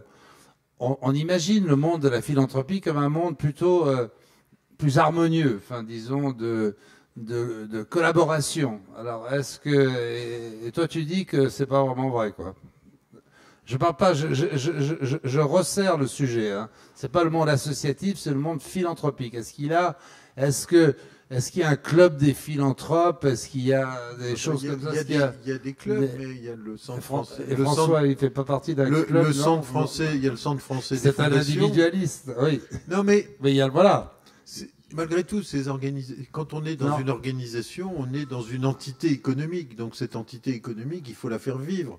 Donc il faut en même temps trouver des fonds pour la faire vivre, et en plus pour assurer son objet social. Donc on arrive dans un système où les gens se battent pas entre eux, c'est pas ça, mais par exemple on voit l'espace des fondations, tu l'as dit tout à l'heure, l'espace des fondations est petit, donc nous on a assez de facilité à collaborer les uns avec les autres. Mais les associations, c'est un monde qui est trop différent. Mais aujourd'hui, ça va devenir obligatoire. Mais on se bat pour François. Il faut pas mixer il faut pas mixer les associations avec les fondations. Voilà, absolument. Les associations, ils ont bien entendu, c'est des locales, ils sont très locales. Bon, mais les fondations, beaucoup de ces fondations viennent des entreprises. On est dans la culture de l'efficacité. Bon, et par exemple dans l'environnement, on est une douzaine de fondations qui ont une certaine importance. Eh bien, ça y est, on se voit régulièrement, on fait des choses ensemble, on essaie quand il y a un projet, on fait des projets. Par exemple, on a d'autres, on a aussi, il y a un problème prochainement, il y a la PAC 2013, la politique agricole commune. Eh bien, on a d'ailleurs avec des équipes, Francis, de la Fondation de France, trouvons tous les gens qui ont fait quelque chose autour de l'agriculture. Et on est 14 fondations. Et ces 14 fondations ont mis leurs moyens en commun pour regrouper le travail des associations et des fondations de façon à avoir quelque chose de sérieux, de bien fichu, pour que les associations qui travaillent sur la PAC 2013 aient véritablement un backing, enfin des gens derrière eux, des gens structurés derrière eux pour les aider à faire passer leur message. Parce que sinon c'est catastrophique. La PAC 2013, faut voir ce que c'est que les petites associations françaises face au lobby agricole. Ils pèsent pour rien du tout. Nous, ce qu'on leur passe, c'est un peu de savoir-faire, comment on fait, comment pour s'organiser, se structurer, pour passer des messages, faire de la communication. Mais on est à 14 là-dessus, et on y prend beaucoup de plaisir, d'ailleurs. Très bien, merci de ce témoignage. Non, moi, je me disais, par exemple, vous recevez sans doute, comme moi, 1 ou 2 fois par an, des grands trucs pour s'abonner à des journaux. Et il y a 50 journaux avec des abonnements à prix réduit, puis on risque de gagner une Porsche qu'on ne gagne jamais, ou je sais pas quoi, ou en voyage au Kamtchatka. Et on se dit, tiens, c'est tous les journaux qui se mettent ensemble. Je connais bien la presse écrite, elle est un peu pauvre et tout. Ça serait bien aussi que les associations, que les grandes fondations fassent... ça coûterait moins cher, puisque lever les fonds, c'est cher. On a des petits papillons, on colle un sticker où on met le nom de la fondation, etc. Puis on donne un chèque global à 3-4 fondations d'un coup. Je sais pas, je me dis, est-ce que ce genre d'action collective ne pourrait pas être mis en avant? Il y a une autre question. Oui, tu as... Pardon? Alors oui, j'avais une question pour Francis Charon. Vous avez évoqué à plusieurs fois, à plusieurs reprises, le terme de crack philanthropique. Alors je voulais savoir ce que vous entendez par ce terme. Big. Alors le crack philanthropique, alors là, contrairement à ce qu'on fait avec les fondations, en fait c'est un terme c'est une réalité et l'expression est un terme de marketing. J'ai conceptualisé très simplement, d'ailleurs, il ne faut pas être un génie pour faire ça. Vous imaginez l'augmentation des impôts d'un côté, donc des gens qui ont plus d'impôts, qui ont moins d'argent à disposition pour donner dans la philanthropie, et de l'autre côté, la réduction de la défiscalisation pour les dons. Et donc ça a été notre grande crainte, parce qu'en fait, si on a sorti ça, c'est parce que les derniers mois, depuis l'année dernière, quand Carrez, le rapporteur du budget, a voulu transformer les associations et fondations en niche fiscale, plafonnées à 18 000 € à l'époque, c'était la fin de la philanthropie en France. Clair, net et précis. Alors évidemment, ça ne changeait rien sur des dons à 50 € ou 100 €, mais il faut savoir quand même que 15% des gens donnent 45% des fonds philanthropiques. Donc c'est les gros dons qui comptent beaucoup aussi, qui permettent justement de faire ces fonds d'innovation sociale, de s'engager à long terme. Donc ça a été un outil d'explication pour les décideurs, pour leur montrer quand même que l'idée qu'on allait y avoir un crack, ça fait un peu réfléchir. Et il y a une chose qui m'a frappé, l'autre jour on a fait un déjeuner avec des parlementaires, avec la Fondation de France, pour leur expliquer comment était l'espace philanthropique aujourd'hui, le mécénat, comment c'était. On avait 15 parlementaires qui ne savaient absolument pas comment ça existait, comment c'était fait. Ils ne connaissaient même pas, et on s'en est aperçu tout à fait à la fin, le taux de défiscalisation. Donc on s'aperçoit qu'on est dans un espace politique qui est très angoissant, parce qu'il y a un mec qui peut se lever un matin et pour mettre son nom sur une loi ou n'importe quoi, il peut réduire une défiscalisation. L'État, quand j'ai parlé à Cahuzac il n'y a pas très longtemps, il a expliqué, il m'a dit, c'était juste avant qu'il soit au budget, mais ça n'a pu que se renforcer, il a expliqué que si on faisait des réductions de la fiscalité, c'est parce qu'il fallait que tout le monde participe à l'effort national. Et alors, je vais expliquer, mais si la Fondation de France vous donnait moins d'argent, moi, la Fondation, c'est pas de chance pour un certain nombre de collaborateurs, ils partiront, on réduira la surface de travail, mais c'est pas ça qui va se passer. C'est que les gens qui sont à l'extrémité, qui sont ceux qu'on aide, les associations qui sont les derniers remparts contre la pauvreté, contre l'exclusion, ils n'auront plus d'argent. Imaginez-vous si à la Fondation de France, vous diminuez de 10% notre capacité d'intervention, ça veut dire 850 projets en moins, et ça veut dire 13,5 millions d'euros non distribués, puisqu'on a distribué 136 millions. Donc, on essaye de leur dire, mais avant de parler de fiscalité, et ça nous ramène un peu tout à l'heure à la publicité qu'il faut faire sur la philanthropie, avant de parler de réduction de fiscalité, demandez-vous quel est le projet social de ces organisations, qu'est-ce qu'elles font, quel espace elles occupent dans la société, et à contrario, quel est l'impact et le projet social de réduire de 5, 10, 15% la philanthropie. Parce qu'ils nous disent, oui, mais c'est pas très grave, parce qu'au lieu de donner 35 €, les gens donneront 30. Certes, mais au lieu de donner 1 million, ils donneront 100 000. Et cette grosse partie-là est une partie qui est invisible, donc il faut expliquer ces mécanismes. Alors on a vu 15 parlementaires, donc si vous faites le calcul, il nous en reste 462, donc il y a un peu de monde à convaincre. Mais voilà, aujourd'hui, c'est un apprentissage des philanthropes, on l'a dit tout à l'heure, et c'est un apprentissage de la classe politique. C'est-à-dire que on a demandé à nos membres, à nos collègues, à tous les gens qui travaillent dans les régions, dans les départements, d'aller voir leurs parlementaires pour leur dire, ben voilà. Parce que tous les gens qui étaient autour de la table dans ce déjeuner de parlementaires, ils connaissaient la Fondation de France parce que dans leur département, il y avait eu des subventions plein, puisque les 15, ça représentait 2800 subventions. Donc, et on leur a dit, ben, si ça réduit, vous aurez plus ces 2800 subventions. Et eux, ils sont marrants, parce que quand ils sont à l'Assemblée nationale, c'est un collectif qui voit les choses différemment. Et quand ils sont sur le terrain, le fait de ne pas pouvoir subventionner, puisque à la sortie du déjeuner, ils nous ont évidemment proposé d'aider quelques associations. Donc, mais ça, je veux dire, c'est une figure imposée, il n'y a pas de problème. Et là, ils s'aperçoivent véritablement ce que ça veut dire. Et le crack philanthropique, c'est ça. C'est-à-dire que vous passez tout d'un coup d'un espace de 2 milliards, il peut chuter très vite. Alors on leur dit, voilà, il y a 2 milliards, ça fait 1,7 milliard de défiscalisation, vous enlevez 10%, ça fait 170 millions. Pour vous, ça paraît important. Pour nous, c'est gigantesque, 170 millions. C'est 10 000 associations soutenues. C'est des milliers d'emplois. Donc, attention, quoi. Je vous disais tout à l'heure qu'on cultivait comme des jardiniers précautionneux. Et ben, si dans un jardin il y a un coup de gel, mais là tu le sais mieux que moi, s'il y a un coup de gel, s'il y a tout d'un coup un truc qui va, ben, tout est mort. Et reconstruire ce qu'on vient de faire pendant 10 ans, et ben, je peux vous garantir que ça ne sera pas évident parce que les gens qui auront été dégoûtés ou qui seront partis ou qui n'auront pas voulu le faire avant de les faire remonter dans le train, ça va être compliqué. Merci beaucoup. Francis, oui, tu veux rajouter quelque chose? On va laisser le micro à la salle. Il y a des micro-baladeurs, je suppose, oui. Vas-y, Arnaud, et ensuite... J'aime bien le gel, moi j'appelle ça la pétrification, c'est-à-dire qu'on prend des mesures et on ne réalise pas à moyen terme ce que ça va entraîner.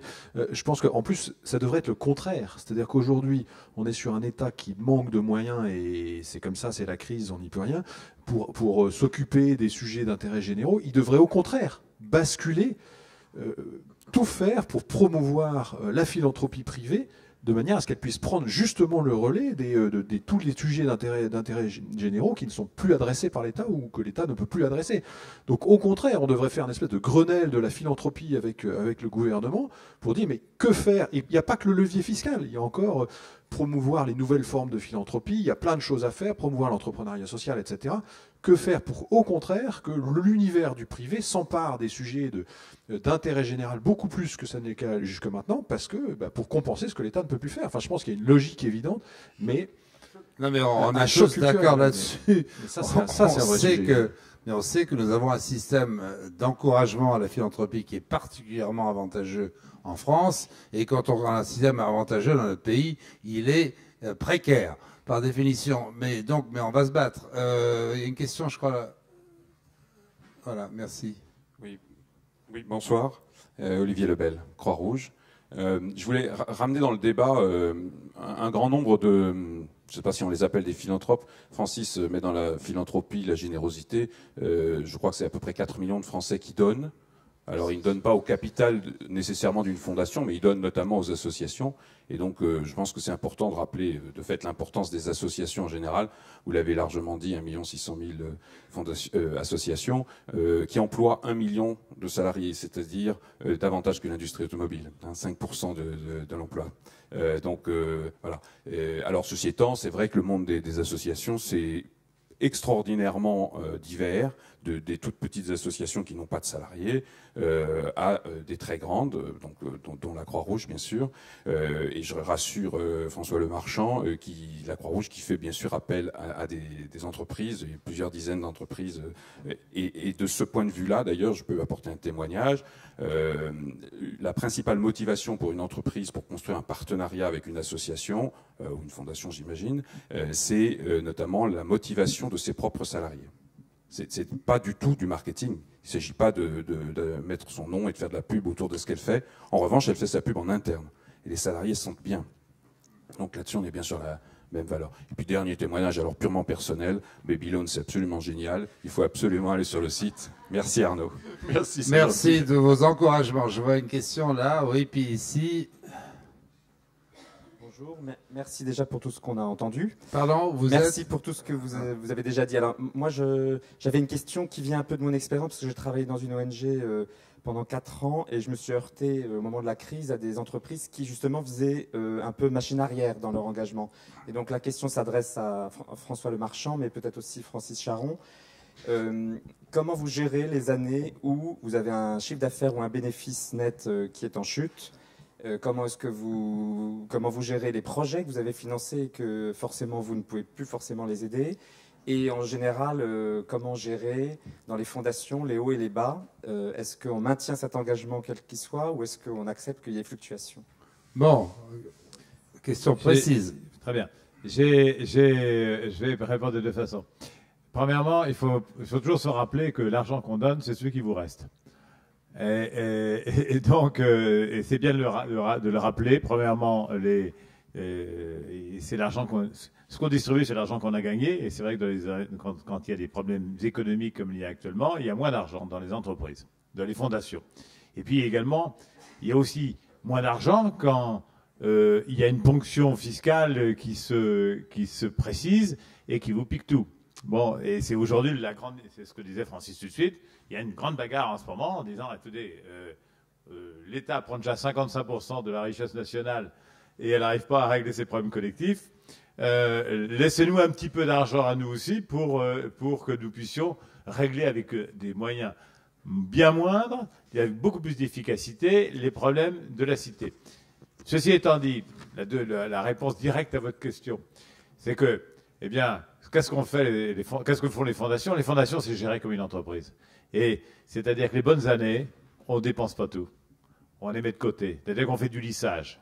Voilà. C'est parce que ce serait dramatique de dire une année, de lancer des programmes, d'avoir un certain nombre d'associations qui attendent de nous que nous les aidions, et l'année d'après leur dire, bah, cette année, il n'y a rien.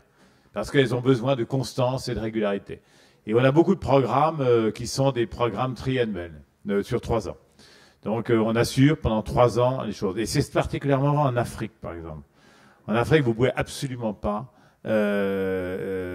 donner année après année. Il faut absolument leur donner une visibilité sur une durée de temps. Donc c'est à nous de gérer ces fonds. Et puis je vais vous dire, pour terminer, c'est que parfois on casse les règles. C'est-à-dire que quand on dit 10% des bénéfices de l'entreprise vont être donnés à la fondation, parfois on va essayer de trouver ailleurs sans rien dire et on remet un petit peu au pot. C'est les actionnaires qui donnent ou parfois c'est les clients qui donnent ou parfois même c'est le personnel qui donne. Voilà. Donc la générosité, c'est formidable parce que les gens, on découvre qu'il y a une générosité latente assez extraordinaire.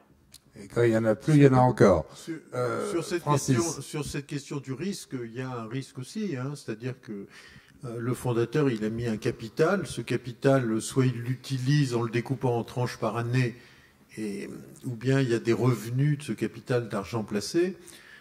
Les années où il n'y a pas d'argent qui rentre, on peut un peu manger du capital pour compenser. Mais il y a toujours un moment où ça s'arrêtera parce qu'il n'y aura pas d'argent. Mais derrière, il y a des choses à faire. Si vous vous engagez sur 3 ans, vous avez intérêt à le faire vous avez intérêt à le mettre en votre comptabilité l'année 1. Comme ça, vous êtes sûr que l'argent, il est déjà épargné pour les 3 ans à venir. Donc, il y a aussi des modalités de gestion qui vous permettent de poursuivre votre activité sans arrêter. Et puis, quand on est les plus chanceux, ou en tout cas qu'on a travaillé pour ça, à la Fondation de France, on a une année d'activité d'avance. C'est-à-dire que si un programme doit s'arrêter, il ne s'arrêtera pas net. On aura une année pour prévenir, pour essayer d'organiser la sortie ou de diviser l'activité et de repartir un petit peu plus tard. Donc voilà, mais c'est vrai que c'est une activité, comme toute activité, elle peut péricliter s'il n'y a plus d'argent. Oui. Oui, il y a une question ici à droite, oui. Ah pardon, j'en ai même 2 là, oui, puis ici à gauche. Monsieur, oui. Jacques Drossin, je suis journaliste, je suis directeur d'une publication, donc c'est dire si la philanthropie je connais. Mais c'est pas là-dessus que je voulais vous interroger. Je crois qu'il y a eu des noms qui ont été cités ou des interlocuteurs qui ont été cités ou nommés. Il y en a un qu'on n'a pas nommé, c'est le ministre de l'économie sociale et solidaire. Est-ce que c'est pas lui qui serait l'interlocuteur naturel des fondations ou des entreprises qui s'occupent de fondations, qui ont des fondations? Et est-ce que c'était pas plus efficace jadis quand il y avait un délégué interministériel à l'économie sociale, donc qui pouvait concerner l'ensemble des ministères et donc peut-être aussi l'ensemble des problématiques traitées par les fondations? Votre question est un peu technique parce qu'il faudrait pour ça expliquer ce qu'est l'économie sociale et solidaire. Et l'économie sociale et solidaire a d'une certaine complexité. Un ministre, c'est toujours mieux qu'un délégué interministériel parce qu'il peut prendre des décisions. Donc aujourd'hui, c'est beaucoup mieux. Simplement, Francis, oui, tu avais envie le seul qui prend des décisions véritablement aujourd'hui, c'est le ministère des du Budget. Finances. Oui, Et donc, oui, les autres, tout le monde peut faire des petits ronds de jambes à côté. Oui, il est dans le même immeuble, il est dans le même immeuble, hein, quand même, le ministre de l'économie sociale et solidaire. Oui, dans le même bâtiment. Là, il va y avoir un statut sur l'économie sociale, mais ils disent qu'ils vont le porter en deux fois, c'est-à-dire d'abord la question statutaire et puis ensuite la question fiscale après. Mais nous, on leur dit, allez discuter la question fiscale avant, parce que s'il faut changer, c'est un changement d'impôt Bon, c'est un peu technique, mais ça ouvre le champ du Code général des impôts du 200 et 238 bis, donc c'est vraiment très compliqué, parce que ça devient une loi.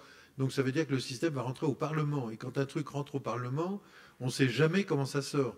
Donc voilà, ça fait en même temps un peu peur. Mais c'est vrai que les délégués interministériels et tout ce qu'on a eu jusqu'à présent, moi je n'ai pas un souvenir absolument ému du boost que ça a pu donner dans tel ou tel secteur. Les seules choses qui ont pu être faites, mais c'est des problèmes statutaires encore, c'est la création des fondations universitaires, les fondations, etc. Mais ils sont venus se coller sur l'assiette des collecteurs de fonds, ça fait plus de gens qui collectent, voilà. Mais ils n'ont rien, fiscalement, ça n'a rien fait. Donc aujourd'hui, vraiment, le juge de paix, c'est la fiscalité. Les seules choses qu'on demande aujourd'hui, c'est ne bougez pas, ne touchez à rien. Pas. Le truc tient comme ça, et ne touchez à rien. Mais si on arrive à ça, c'est déjà pas mal. Et on se bat beaucoup pour ça. Et je pense que ça sera difficile. Mais... Il y a une question. Oui, il y a plein de questions. Madame, ici, oui, il y a une question là. Allez-y, j'ai le micro, j'en profite. Est-ce qu'on peut apporter un micro ici devant non, oui, il y a un micro dans chaque allée. Allez-y, parce que on n'a plus que 12-13 minutes, donc soyons brefs et questions courtes et pertinentes. On a beaucoup parlé de dons financiers. On a dit qu'on donnait ce qui nous restait. On a tous 24 heures par jour et je suis sûr qu'on a encore du temps à donner. J'aimerais avoir votre avis sur le bénévolat et sur la cohabitation de bénévoles et de salariés. On a beaucoup dit qu'on perdait des salariés quand on diminuait les subventions. Est-ce qu'on garde des bénévoles? Est-ce qu'on perd des bénévoles? Et comment faire pour favoriser le bénévolat, qui est aussi un don en temps qu'il ne faut pas négliger? Oui, très importante question, François. Les salariés sont aussi des bénévoles. Vous savez, c'est... Oui, enfin, bon... Quoi? C'est le bénévole rémunéré. Ah, à ta fondation. Oui, non, mais je veux dire par là, non, mais attendez. Je crois qu'il y a une volonté. Attendez, c'est la réalité. Parce qu'on dit les entrepreneurs, ils sont là pour essayer d'exaucer ou de répondre aux attentes du public. Ils sentent bien le public. Et moi, je sens vraiment, très fortement, qu'aujourd'hui, il y a un désir d'engagement des salariés dans les résolutions des problèmes de la société, profondément. Et qu'ils sont prêts à donner une partie de leur temps personnel en bénévolat. Ça, c'est quelque chose qui est en train de s'amplifier. Donc, de plus en plus, je ne sais pas si c'est ça la question que vous posiez, de plus en plus, les salariés vont devenir des bénévoles. Et ce sera enfin un bon effet des 35 heures. Voilà. Mais à condition que l'engagement va s'amplifier d'une façon importante et les moyens financiers que peuvent apporter les entreprises, c'est pour mettre au service de ces bénévoles justement pour qu'ils puissent agir. Madame ici, est-ce qu'on peut apporter le micro ici et puis il y a quelqu'un de l'autre côté aussi? Non, voilà, vous avez le micro, c'est parfait. Je vous passerai le micro après.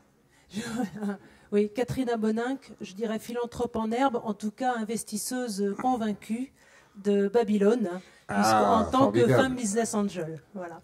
Alors ma question, c'était pour rebondir sur ce que vous venez de dire. Les salariés vont venir des bénévoles. Avez-vous un dialogue avec les organisations syndicales sur ce thème de la philanthropie? Où sont nos organisations syndicales françaises dans tout ça?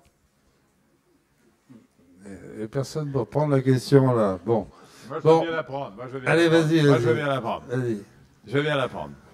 Je crois il va falloir faire une mutation sérieuse. Hein. Parce que pour le moment, c'est quand même la question, c'est le pouvoir d'achat. Hein. Et le pouvoir d'achat, le pouvoir d'achat, le pouvoir d'achat, le pouvoir d'achat. Et puis si on peut donner, si on peut donner de l'argent pour du bénévolat, pour du mécénat, c'est pour caricaturer quand même. Hein. On voit pas pourquoi vous, au lieu de le donner aux autres, vous le donnez pas aux gens d'entreprise. Bon, alors ça évolue hein, quand même. Ça évolue, mais enfin c'est lent. Hein. Bon. Bon, merci. J'ai une question là-bas au fond. Oui, oui, oh, allez-y, allez-y. Mais je veux pas oublier. Non, monsieur, au fond. Oui. On vous oublie pas, monsieur. J'avais ouï dire il y a quelque temps que les financements des projets en Afrique allaient sortir des possibilités de déduction fiscale. Oui, ah oui, oui, oui. Bonne question. Il y a actuellement une instruction fiscale qui s'appelle sur la territorialité des dons, qui va restreindre, qui risque de restreindre de façon... Non, non, bah, rendez-lui le micro. Elle est trop triste après. Donc c'est une restriction possible de la capacité de financer des organisations qui travaillent sur un certain nombre de sujets à l'étranger. Et ça, c'est quelque chose qui est très inquiétant, sur lequel on se bat encore aussi, parce qu'on passe notre vie à se battre. Et c'est embêtant à deux titres. D'abord sur le projet lui-même, parce que ça restreint le champ. Et d'autre part, on parlait des entreprises. Maintenant, il y a des entreprises qui commencent à ne plus donner à des organisations qui travaillent sur ces projets parce qu'elles sont rentrées dans une instabilité fiscale. Et ça, c'est vraiment très problématique et on voit des programmes qui s'arrêtent à cause de ça. Donc là-dessus, c'est le même sujet que tout à l'heure, c'est-à-dire que qui est le pilote dans l'avion, quoi ? Quel est le pilote politique ? Les gens du Quai d'Orsay, ils sont absolument stupéfaits parce que c'est à peu près tous les objectifs du millénaire qui existent sur la maladie, sur l'agriculture, etc., qui pourront plus être financés par les dons. C'est quand même un truc stupéfiant, et ça a été décidé ailleurs. Donc voilà, quel est le pilote philanthropique dans l'avion ? Il n'y en a pas, et qui n'a le poids suffisant pour savoir comment utiliser ça. Cette histoire étrangère est une catastrophe à double titre. D'abord, il y aura moins d'argent, et d'autre part, il faut bien savoir qu'en France, il y a plein d'argent étranger qui vient pour Versailles, pour des établissements publics, pour différentes choses.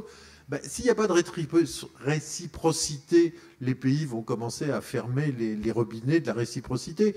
Et cette instruction fiscale, en fait, elle a été faite, elle est apparue parce qu'à l'intérieur, ils ont essayé de régler un problème qui était l'arrêt Perche, qui est un arrêt européen qui autorisait les dons à travers les frontières en Europe.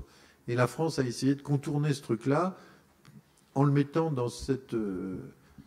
Voilà. Oui, un peu technique, mais c'est un sujet. Non, mais justement, vous voyez, on bouche un trou d'un côté, puis tout d'un coup une instruction fiscale ici, et puis un autre truc là. Mais la Fondation européenne peut justement jouer un rôle important. Oui. Oui. Oui, oui, monsieur, vous avez parfaitement raison. Mais la Fondation européenne peut jouer un rôle justement qui contrecarre cette initiative stupide, monsieur. Oui, Gérard Lecomte. J'ai entendu au début que c'était un devoir, j'ai entendu, c'est toujours ça de prix. En fait, j'ai entendu un discours au départ un peu prêche. Un peu. Par contre, après, j'ai entendu des aspects de l'ordre du cœur. C'est-à-dire, ils sont heureux, ils sourient, etc. Et c'est ça ce que je trouve de bénéfique, de sympa à la Fondation de France, c'est qu'ils ne parlent pas d'argent, mais ils vous invitent à des résultats qui touchent le cœur. C'est-à-dire des gens qui font des projets, qui réussissent des projets grâce à la Fondation de France. Et je pense que ce discours au niveau du cœur, au niveau du portefeuille, c'est bien. Et là, aujourd'hui, j'ai surtout entendu parler de portefeuille. Mais au niveau du cœur, je pense que c'est ça qui motive. Très bien, merci. Qu'est-ce que vous en pensez ? Ben, je pense que c'est exactement ce qu'on a dit et vous l'avez compris.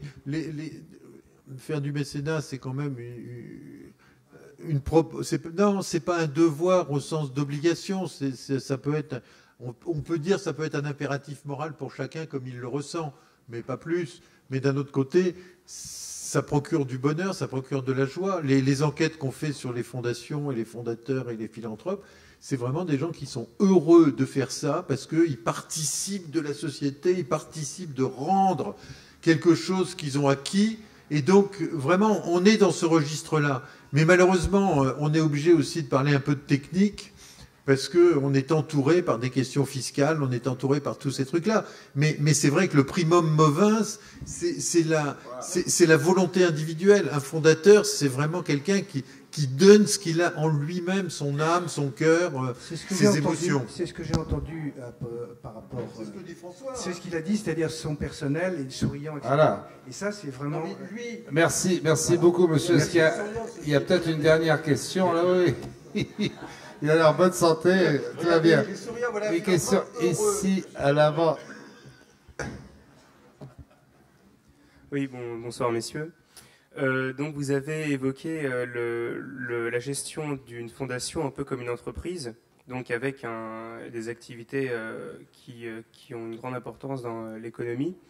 Et je voulais savoir ce que vous pensiez de ce que peuvent apporter les philanthropes dans un contexte actuel de crise qui pourrait porter à des évolutions sur le fonctionnement même de la société et de l'économie. Donc il y a des incertitudes au niveau politique, au niveau social. Et à long terme, les risques de voir certaines ressources et certains modes de vie disparaître. Est-ce que la philanthropie n'a pas justement une possibilité d'action au-delà des États qui sont limités par le fonctionnement même de la politique? Wow, une question qui mérite 1h30 de débat, là. Qui la prend, là? Francis.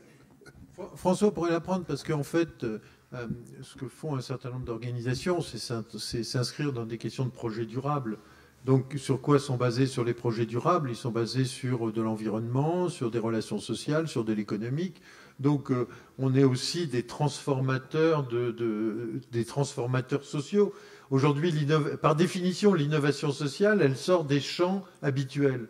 Quand on voit ce quand on voit ce que notre collègue fait, il fait quelque chose qui n'existait pas avant. Alors, est-ce que c'est bien, c'est pas bien, mais il change la société par un bout. Et en fait, personne, je crois, n'a la volonté de changer la société. Mais tout le monde a la volonté de pouvoir mettre un coin dans un endroit où il y a des choses un peu différentes et qui bénéficient à tout le monde. Je sais pas. Arnaud, je crois qu'il n'y a pas des bouleversements sociétaux à imaginer, parce que ça serait rêvé. Par contre, bouger des méthodes, oui, clairement. Nous, dans notre univers, le microcrédit, c'est très intéressant. En France, il y a du microcrédit depuis 20 ans. L'a dit Maria Novak, a montré que réinsérer un chômeur par le microcrédit, ça coûtait à peu près 3 000 €, quand la réinsertion de ce même chômeur par Pôle emploi, ça coûte 12 000 €. C'est prouvé, c'est aussi simple que ça. La réinsertion par l'entrepreneuriat est un outil extrêmement efficace et peu cher. Si on arrive à faire comprendre à nos gouvernants qu'en affectant l'économie réalisée, mais ça veut dire 50 ou 100 millions d'euros affectés au microcrédit ou plus largement à la réinsertion par l'entrepreneuriat en mettant dans les pôles emploi des boutiques de solidarité pour détecter les chômeurs qui sont capables de créer une boîte, de les assister financièrement par du microcrédit, des prêts d'honneur, etc. On réussit à financer plus de 100 000 personnes exclues de l'économie en les réinsérant par l'entrepreneuriat. Le microcrédit, c'est un outil de solidarité par excellence qui bouscule des méthodes, qui remet en cause les classiques de l'assistance, de Pôle emploi. Et ça, je pense que c'est des façons intéressantes de voir. Il y a plein d'univers dans la solidarité, dans le social, où on peut réfléchir autrement et qui sont très très efficaces. Bon, je crois, en tout cas, je retiens de ce qui est merveilleux quand on anime un débat, c'est qu'on est obligé d'écouter tout le monde. Moi, vous avez le droit de somnoler de temps en temps, moi je peux pas. Mais bon, mais ce qui est bien, c'est que j'apprends toujours plein de trucs. Alors, je crois que j'en sais déjà beaucoup, mais c'est pas vrai. Et j'ai appris une chose aujourd'hui, j'ai une proposition à vous faire, messieurs. On va écrire tous les quatre une belle lettre au président de la République pour attirer son attention sur l'importance. Non, mais je plaisante pas. À la limite, on peut la faire signer par plus de gens que nous. Pour attirer son attention sur ce phénomène. Parce qu'au fond, la chose peut-être la plus importante qu'on peut retirer de ce débat, c'est qu'il y a plein de choses qui se passent dans notre pays. Il y a quand même plein de gens qui prennent des initiatives, pas assez, bien entendu, ça c'est certain, mais il n'y a pas vraiment l'impulsion, ou disons, l'ouverture d'esprit venue d'en haut. Et au fond, et je remercie François Lemarchand d'avoir bien soulevé ce lièvre, on n'a jamais eu de président de la République qui dise « Vive la philanthropie ». philanthropie, allons-y, hardi petit, ça va sauver le pays. Non mais j'ai pas vu dans ces 60 propositions, j'ai rien vu de tout ça. Parce que c'est pas dans les gènes de nos chefs d'État, mais ça peut être dans les gènes de nous. Et après tout, grâce à Arnaud qui fera circuler les trucs partout, tu peux les messages, on peut faire bouger les choses, à mon avis. En tout cas, merci de nous avoir écoutés. Merci messieurs, on peut les applaudir. Et merci aux étudiants de Supélec qui ont bien posé les questions. Merci François, dépêche-toi parce que tu veux la cour, le temps de sortir de Sorbonne, ça va déjà te prendre un quart d'heure. Oui, c'est ça mon problème. C'est les premiers. C'était vachement intéressant. Ah oui, j'ai appris plein de trucs. C'était sympa comme équipe. C'était bon. C'est Arnaud, il est vraiment intéressant.